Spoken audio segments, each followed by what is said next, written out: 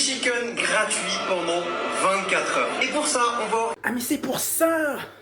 C'est pour ça qu'il est aussi fort. C'est parce que Vincent Kompany lui a promis un pépé chicken gratuit pendant 24 heures. Non mais sérieusement, qu'est-ce qui t'est arrivé ce soir? Qu'est-ce qui t'est arrivé pour que le temps d'un match, tu réalises ce genre de prestation? À la première mi-temps, il te sort 2 passes décisives, voire 3, hein, parce qu'il y a une passe décisive, elle aurait pu compter franchement. Plus une barre transversale. Après je dis ça, je dis rien, l'équipe d'en face, elle a dans son nom Red Bull. On nous avait dit qu'il a fait une préparation quand même très intense, il s'est vraiment donné à fond pour l'entame de cette saison. Bah pour l'instant, 2 matchs, 2 très bonnes prestations. Alors évidemment on prend ça avec des pincettes, hein. C'est comme avec Leroy Sané, peut-être que le match d'après, les 5 mois d'après, ou même les 2 ans d'après il sera plus performant. Peut-être que c'est sa dernière année de contrat qui lui donne envie d'être aussi performant comme ça, j'en sais rien. Mais honnêtement, en attendant la blessure de Moussiala, et vu que nos dirigeants préfèrent se toucher les couilles, bah peut-être que la solution c'est Gnabry en 10 au final. Parce qu'au final, il est moins débordant sur les côtés qu'avant. Donc peut-être en tant que numéro 10, eh ben les espaces, il va les trouver. La passe, la qualité, il l'a. Franchement, on l'a vu même contre Stuttgart sur le centre de Luis Diaz. Et vu que sur les côtés, t'as maintenant Luis Diaz et Olysée qui vont créer le danger et qui sont vraiment ultra performants,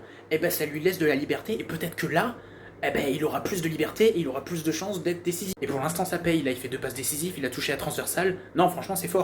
Mais bon, encore une fois, ne nous enflammons pas non plus, hein. Je rappelle qu'il y a ce cycle que je viens de trouver sur Twitter. Là, on est dans la période où il a changé de coupe de cheveux. Il y a un match où il est en mode Gnabry 2020, he's back. Et après, on le voit plus jusqu'à un prochain classiqueur, peut-être, on sait jamais. Bref, en tout cas, quand il est mauvais, on le dit, même beaucoup trop souvent. Mais quand il est bon, faut l'acclamer aussi. Et franchement, la complicité qu'il a avec Luis Diaz, ça peut faire très mal au début de saison.